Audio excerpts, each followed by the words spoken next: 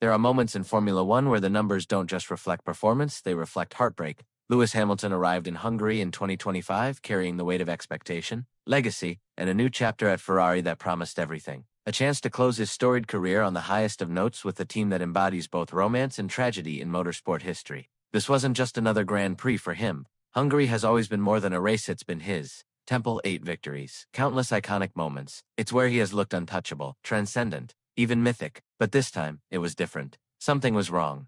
From the first practice session, something felt off. The SF25, the car Ferrari spent millions developing, refused to behave the way Hamilton expected. He wasn't just off the pace. He was disconnected while Charles Leclerc flew with elegance through the corners.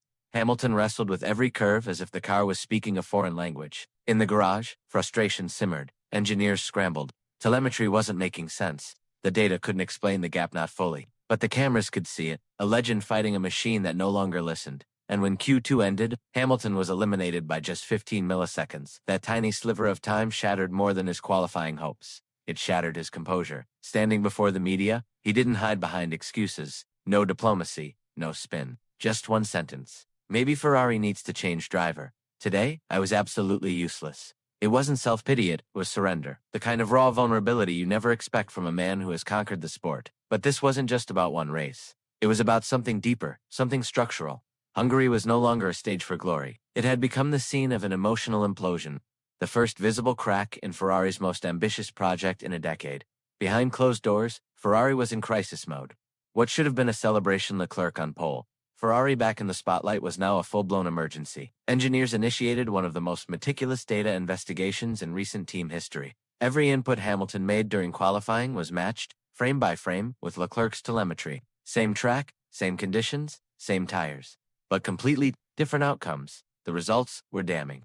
Hamilton's car behaved like a wild card, sometimes hypersensitive to steering input, sometimes sluggish and unresponsive.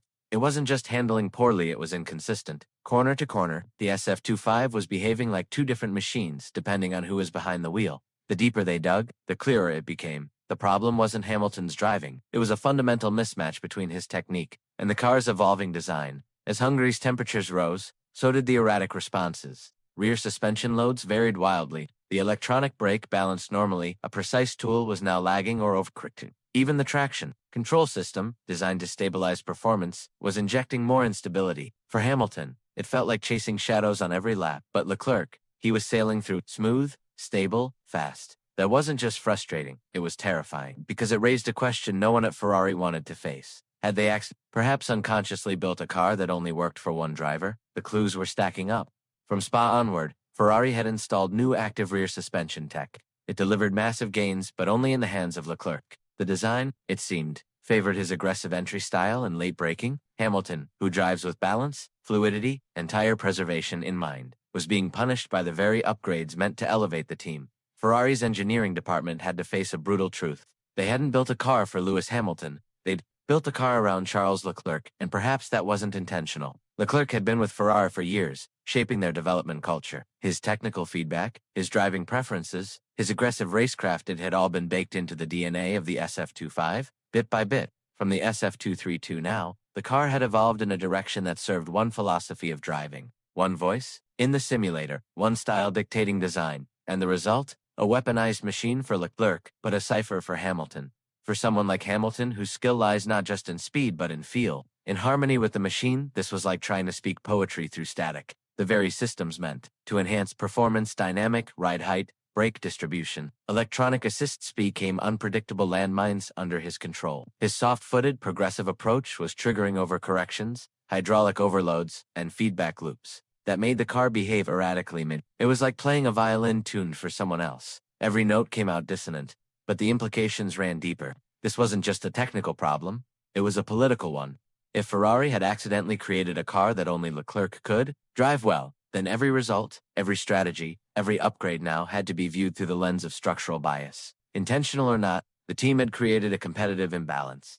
And in Formula One, where the margins between glory and irrelevance are razor thin, that kind of imbalance isn't just unfair, it's fatal, especially when the sideline driver is a 7-time world champion. Hamilton wasn't just off the pace, he was isolated.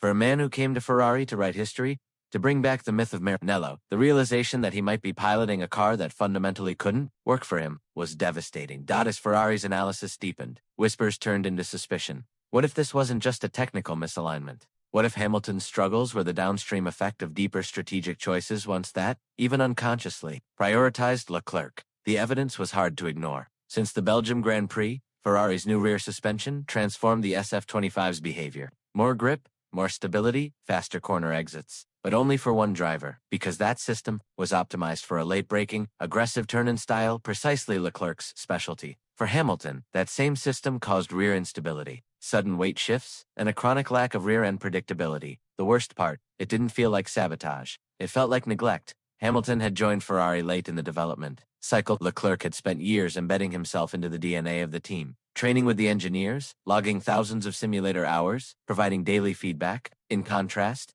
Hamilton was still adapting, trying to translate his experience into a language Ferrari no longer spoke, and as the car evolved, it simply stopped accommodating any style that wasn't Leclerc's. Hamilton found himself not just fighting the car but the philosophy behind it.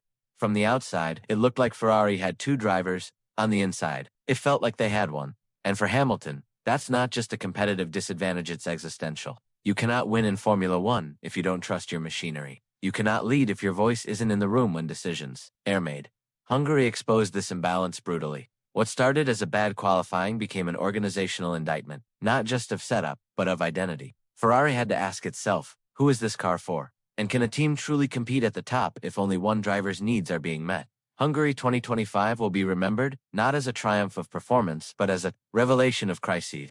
Charles Leclerc's pole lap was exceptional, but it was overshadowed by the implosion on the other side of the garage. Lewis Hamilton's collapse wasn't just emotional, it was systemic, a product of misaligned machinery, mismanaged development, and the painful reality that even the greatest talents can be sidelined by structure. Ferrari now faces a crossroads. The SF25 is fast, yes, but only selectively. It's become a binary weapon, lethal for one driver, unusable for another. And in a sport where constructors' points, strategy, and team cohesion are as vital as raw speed, that's not just risky, it's unsustainable. Ferrari can't afford to lose Hamilton's potential. Not now, not when the margins are so tight. The solution isn't just to tweak brake bias or soften the rear suspension. The entire development approach needs rethinking. Ferrari must build a car that communicates fluently with both drivers, not just one. Because if this continues, the team risks turning its most historic season into a civil war. A fractured garage, a tale of two champions, but only one who could speak through the machine. Hamilton came to Ferrari not to retire quietly, but to fight for an 8th title. He deserves the tools, the respect, the alignment. Anything less isn't just unfair, it's a waste of greatness. And for a team that once ruled the sport, that's the greatest tragedy of all. If you believe this story matters, if you believe legends should never be muted by politics or mismanagement, subscribe, share your thoughts, and let us know. Is Ferrari building a future or repeating its past?